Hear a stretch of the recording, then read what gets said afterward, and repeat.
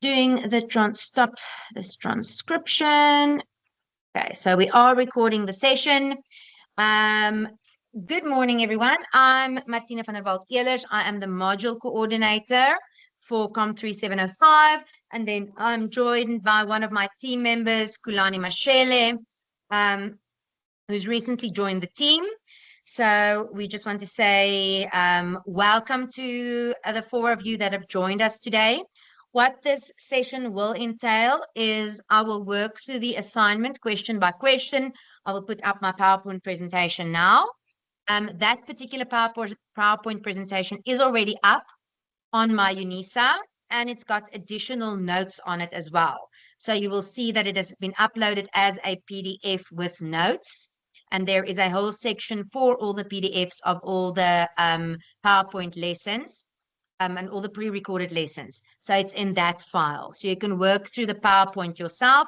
I'm also uploading, I will upload this afternoon. I will upload both of the recorded sessions. There was just some issues with downloading the previous one, but at least we'll have that up then by this afternoon in time for the Easter long weekend. A few other administrative issues just before we get started. We are not going to have a WhatsApp group for this particular assignment. I am working with colleagues to get a WhatsApp group ready for assignment 3, your exam portfolio. I will keep you updated on how that is going ahead of time. Just to remind you that this particular assignment is due next week, Friday. You are going to submit it via my UNISA, and it must also go through Turnitin. So please keep that in mind when you submit. You will have to, the Turnitin report will have to be included as well. So please don't wait for the last minute before you submit. And then I think on that note, we can start. I'm going to share my screen with you. Let's just see. Just give me one moment to get that share on. There we go. Okay, and I'm going to start the PowerPoint presentation. So while this PowerPoint presentation is running, I won't be able to see any hands, any comments being typed in the chat. Once I've run through this, I will get to all your questions. As also, please just request that if new students join us, and their mics are switched on, please just, anyone, Kulani, you can just type into the chat that they must switch off their mics because I won't be able to see whose mics are switched on. Okay, so let's get started then. This particular presentation will explain what is expected of you in each question, some of the common pitfalls that you want to avoid, and also how to approach the questions that require independent real-time research. You will have to work through this PowerPoint presentation alongside your assignment brief, and then obviously your tutorial letter 501, which contains Learning Unit 4 and Learning Unit 6, which are the 2 prescribed learning units for this particular assignment. And then you also have a long list of prescribed readings of which you need to choose 3. Okay, so let's start. So question 1.1 is your introduction. You'll see it only counts for 2 marks. So introduction generally has three jobs. You need to contextualize the topic, you need to announce your theoretical themes, and you must provide a roadmap. In other words, we as markers, and it will be myself and Kulani and Dunisani, the 3 of us are marking all the assignments this year. You need to provide us a roadmap that explains this is how you are going to approach the assignment. This is what's going to happen over the course of the questions that you're going to answer. So we are going to look for a clear statement of the Korean wave, or what is called Hallyu, and why it matters as a case study for international communication. Then you must identify some of the key theoretical themes that you are going to address. So ideally, you should name the theories from Learning Unit 4. They include, for example, world systems theory, media imperialism, and Learning Unit 6, which is SNSs, mass self-communication, the digital divide, and the political economy of the cyberspace. So the roadmap, just one sentence indicating how you are going to progress or how you will proceed through the questions. And then you need to integrate, I would say, at least one of the prescribed readings in your introduction, because that signifies your theoretical grounding. Some common pitfalls that we often find in introductions is that you are writing too generally. In this specific instance, if you are going to write too generally about K-pop without engaging the statistics that you have found in the scenario, for example, just listing the theories without explaining why they are relevant to this particular scenario and this particular assessment. So that is just something to look out for. Your introduction should ideally be a third of a page long. Then we get to question 1.2. Sorry, there's just the common generic, the pitfalls for question 1.1. As I've mentioned them, it's too generic a description. You are listing theories without the relevance. You shouldn't just repeat the scenario. You need to explain, just in your introduction is really just explaining what you are doing in this assignment. Okay, so theories of flow is the main theme of question 1.2, and that is for 8 marks. So here you will discuss 2 theories from Learning Unit 4. The 2 that most directly applies to the scenario, and I'm telling you this now as a tip, is the world systems theory / structural imperialism and media or cultural imperialism.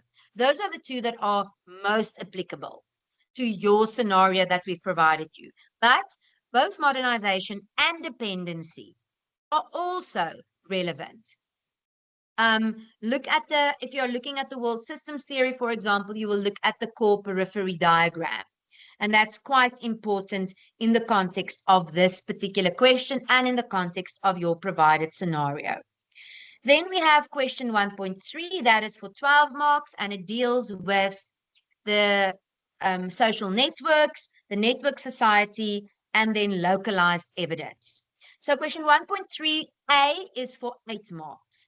This is the theoretical grounding that you must provide us. So we are asking you for a definition of an SNS, of a social networking, and that is then the Boyd and Ellison definition.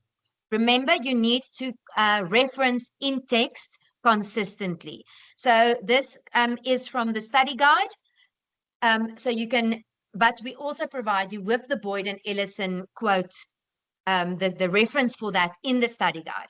We will not penalize you if you use the study guide as your reference or if you use Boyd and Ellison.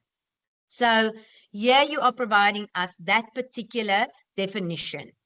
What is important here is that Ellison and Boyd and Ellison distinguish between social networking and social networks. And those 2 are quite different. You need to look at that as well. And you are going to apply this concept, this idea of social networking, which is initiating relationships with strangers versus social networks, which is communicating with existing extended networks. You will apply that to K-pop. So how are you going to make that connection? The scenario describes how K-pop fandoms weaponized the internet, organizing streaming campaigns, chart manipulation, press outreach across Twitter, TikTok, YouTube, Weverse, and Vive. And then using this framework from Boyd and Ellison, you should explain how each of the 3 defining features, because that definition that Boyd and Ellison gives has 3 very specific defining features, how that is demonstrated in the fandom ecosystem. What you're also going to refer to here is the idea of mass self-communication. And that is the concept that Castles brought forward. And it is in Learning Unit 6, particularly 6.2.2. And he describes mass self-communication as a new form of socialized communication. And you will also then apply this to K-pop fandoms. And you need to think critically. So evaluate it critically. There are certain limitations here. So think of the global reach, but think about the limitations as well. And then we have 1.3.1.3b, and this is where you are going to look at a local the local scenario. So this section cannot be completed generically. You will independently locate a real, currently active South African K-pop fan community. So there are several examples, and in your feedback tutorial letter, we will provide you with a specific example. We request that you note, so you won't be able to obviously copy that example, but you are going to find your own example. And so how do you then write about your example using the theory? Once you have identified your community, you will discuss it by describing its specific digital practices. So how does it communicate? What content does it post? How is it organized? You will then map those practices onto Boyd and Ellison's three-part SNS definition. So where is the profile? What are the connections? And how are the networks traversed? And then you will explain how the community's activities exemplify mass self-communication. It's self-generated, it's self-directed, it's potential global reach, and it's many-to-many structure. And then finally, you will connect the scenario to the broader argument about SNSs and how they enable K-pop's global reach. So what we are going to look for here is a named, verifiable community, and it must have. Please switch off your mic. Sorry. Thank you very much. So here we are going to look for a named, verifiable community with either a URL or more specifically a handle on X, TikTok, etc. Evidence that shows that you have accessed it. So you will describe what you have observed. For example, what did they post? Who posted it? When was it posted? And then we're also looking for theoretical integration using Boyd and Ellison and Castles.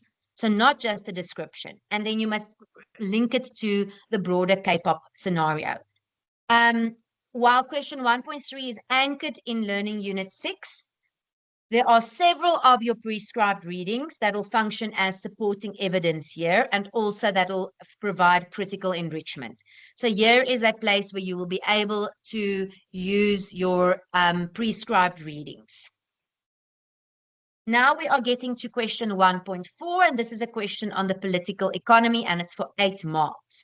So this question requires you to apply Chang, Himmelbaum, and Dong's political economy framework from Learning Unit 6 to K-pop's digital distribution, and then to evaluate whether K-pop confirms or challenges the world systems theory as it is applied to online information flows.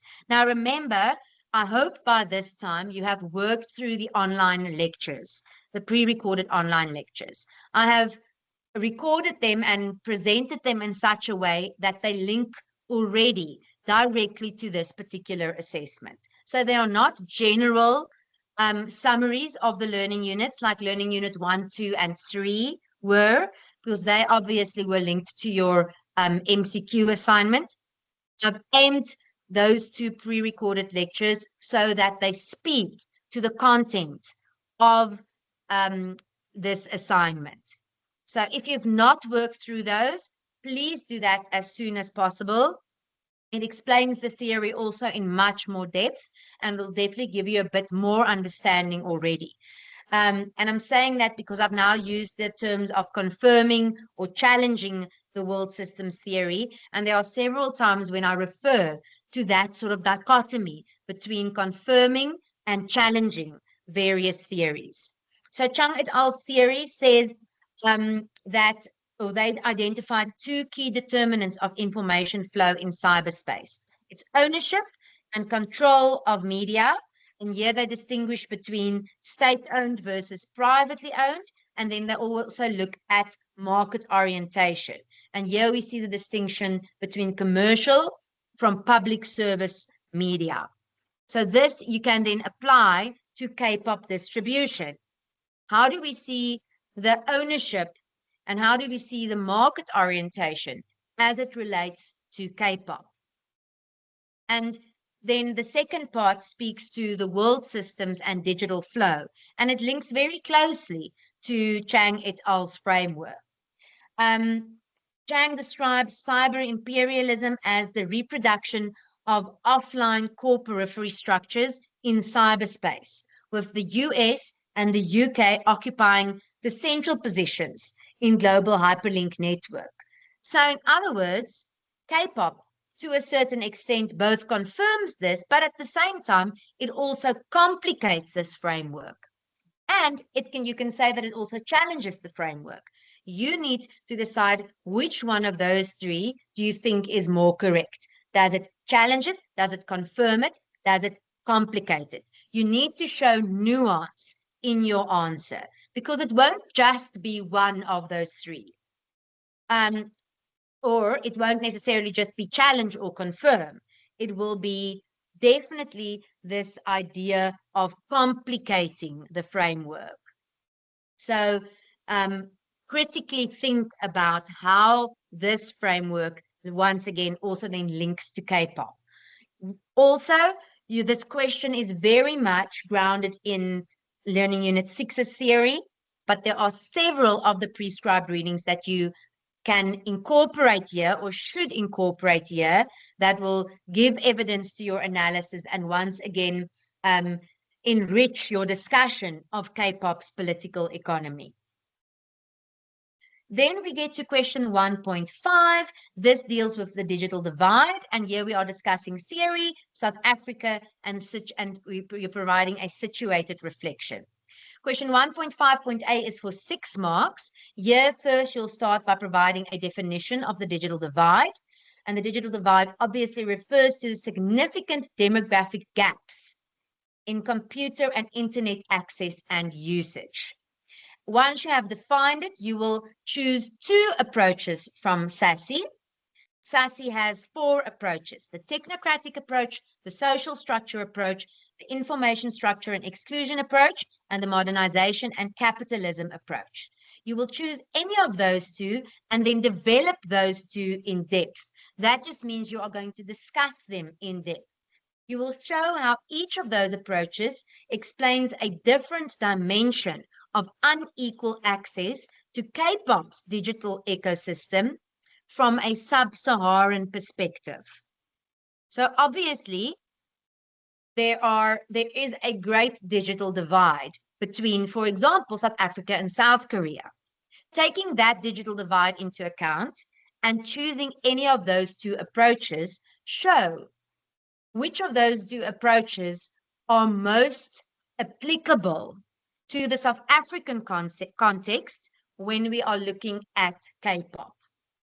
Then the next section, 1.5b, is where you are going to apply data. Once again, you are going to be required to retrieve live data. So this is very similar to 1.3.b, where you need to find a K-pop fandom. So you'll retrieve live data from either the ITU or the World Bank, and you will then interpret the data that you have found and you will apply it to the South African context. So you will retrieve your own figures at the time of submission. You will, once again, if you've worked through the previous pre-recorded lectures, you will be reminded that the ITU, so the ICT Development Index, initially stopped providing data, but it has now started up again. And you can look for South Africa's most recent figures that they are providing. So they look, for example, at the percentage of individuals using the internet. They look at mobile broadband subscriptions per 100 inhabitants, and they look at fixed broadband subscriptions per 100 inhabitants. The World Bank, on the other hand, provides country-level annual data. So it looks at individuals using the internet versus the percentage of the population. So once you have your figures, you will apply that ITU's IDI sub-index framework as we discussed it in Learning Unit 6, and that was in Learning Unit 6.6.3. And it talks about the access sub-index, the use sub-index, and the skills sub-index. The access sub-index talks about infrastructure and access indicators. The use sub-index talks about the intensity of ICT usage, and the skills sub-index relates to adult literacy, secondary and tertiary enrollment. So discuss what these figures reveal about each sub-index for South Africa, and then explicitly connect this to K-pop. What do these figures mean for South Africans' ability to participate in streaming campaigns, fan communities on Twitter, and platform-based K-pop consumption? Then we have our critical reflection, and in this question, we are asking for genuine, analytically grounded personal reflection. Obviously, here there's no right answer. We are going to award marks for the quality of your theoretical application and the authenticity and the specificity of your reflection. So what you will do here is you will name, for example, a specific tension from the scenario that you find personally significant. So an example could be the tension between K-pop's global democratizing potential and South Africa's persistent digital divide. Or, for example, the tension between fan community belonging and the commercial exploitation of that fandom. You can look at the tension between cultural counterflow from the semi-periphery and then the ongoing dependence on global north platforms. So that might be, those are three examples of tensions that you might recognize and that you might find interesting. Then you need to describe your personal experience of digital connectivity, media access, or cultural participation in South Africa. Here we want you to be specific. So you can't say something very general like, as a South African, I experience the digital divide. That is too general. You need to provide a very specific example of your experience. So just saying, as a South African, I experience a digital divide will not give you full marks. You must name your context. Where do you stay? What type of internet access do you have? Is it very expensive? Is your internet reliable? And then you can explain what form of digital divide you are experiencing. And then we want you to apply one theoretical concept from either Learning Unit 4 or Learning Unit 6. Explain it once again and show how your experience, which you have now explained already, how that confirms or challenges the predictions that the theory makes. We end off with your conclusion, and remember your conclusion should echo your introduction. It will synthesize, you will explain the broader significance, and you can also include a future research question. So synthesize is you're consolidating your main arguments. You're going to show how the threads connect. The world system theory explains K-pop structural context. SNSs and mass self-communication explains the fan-driven spread of K-pop. The political economy explains the commercial constraints of equitable access. The digital divide explains who can and cannot participate. Then you will look at the broader significance. So why is this significant in international communication? And then you can look at, and this is not going to be, if you include it, wonderful. You can look at a future research question. So you're going to identify an unresolved tension that you saw from your analysis. But I'm not going to, and when we work through your assignments, we work through them very methodically beforehand. We take a few examples, we mark it together. This is not going to, including a future research question will not be a prescription for your conclusion. So your conclusion will draw together the threads that you have developed across the essay. So please do not include new arguments here, but consolidate your critical perspective. You can include any of the prescribed readings here. And so that is important here. And every one of those prescribed readings will be relevant to provide sort of an overarching consolidating argument. And what we then request of you to do finally is the source verification log. So you won't in this instance have a list of sources consulted. You will reference consistently in text but then you will have your source verification log. Your source verification log is compulsory. If you don't have a source verification log, we will subtract 3 marks. And we will also subtract marks for the independently sourced evidence in question 1.3b and question 1.5b. So here are some common mistakes that you shouldn't make. Please don't leave any of the cells blank. Please don't write CSA in any of the cells. You need to complete that log. Don't provide a URL that doesn't work or doesn't lead to a specific page that is claimed you have accessed. You should provide summaries of your sources, but don't just say this source discussed media. Obviously, you need to explain in a few words exactly in a few sentences, what that source did. So write in your own words relates to specific claims that the prescribed resources mentioned. Don't list a fan community without a verifiable handle, and don't provide data without specifying the date that you have accessed the data on. Okay, so that brings us to the end then of your of my discussion of the assignment in general. I'm going to stop sharing my screen now.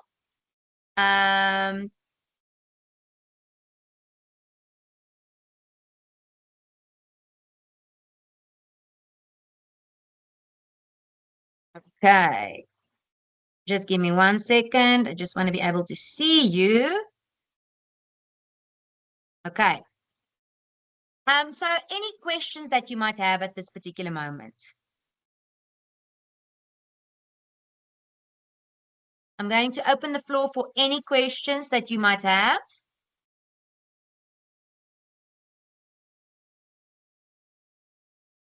You can either raise your hand or you can type it in the chat. Okay, well, I'm here to answer questions. If there are no questions at this particular moment, and you feel that this discussion of the assignment suffices, I'm happy to end the session here. As I've mentioned, I'm uploading both of this today's session. I'm just going to wait for it to download, and then the previous session that we held earlier in this week, I will upload this afternoon. They will be on my UNISA. We had several questions in the first session, which I think would be helpful for you to listen to. But if there are no questions now, and you feel that everything that you might have been uncertain about was covered here, then that is great. We are available for you. If you have any questions, please email us with your questions. I will be online for the whole long weekend, because I do know that the due date is now in 8 days' time. I might not answer in 2 hours, but I will provide you an answer within the day. So if you have any questions, you can just email me anytime with regards to the content of assignment 2. It doesn't look like anyone has any questions at this time. I don't want to keep anyone very long. I do know that many of you might be traveling today for the Easter long weekend. So yes, can I maybe just get a thumbs up? Is everyone happy if we end the session now? This particular PowerPoint with additional notes are also up already on my UNISA. So you are already able to access them there. Okay, thank you so much, Charmaine, and thanks for joining again. Everyone else, thank you so much.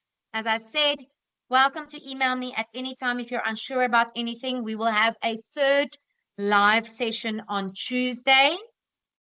I will once again go through the assignment brief like I have done, and then there will be a question and answer session again. If you don't want to work through the whole assignment, you can join at 1 o'clock. You see that we are now starting at about it would have been now 1 o'clock when we started with questions and answers. So if you know that you might have a question and you won't have answers, apologies. I'm also this week has been rough. If you might by Tuesday morning have questions, you are more than welcome to join only at 1 o'clock, and then we can work through those questions that you might have. Okay, I appreciate everyone joining on the eve of the Easter long weekend. Whether you celebrate Easter or not, please have a safe long weekend. I know some of us are working through the long weekend. Good luck for everyone working over the long weekend. Good luck with your assignment preparations. And then I might see some of you again on Tuesday. And we are looking forward to receiving your submissions next week, Friday. Remember to just double check that submission time as well. It's not necessarily going to be just before midnight. I think this one is at 11. Just double check on my UNISA. I just want to go, I'm going to check for you now. It is at 11 p.m. Okay, so 11 p.m., but don't wait until the last moment. Okay, that's it for me, students. Thank you very much. Have a good long weekend. Goodbye, everyone.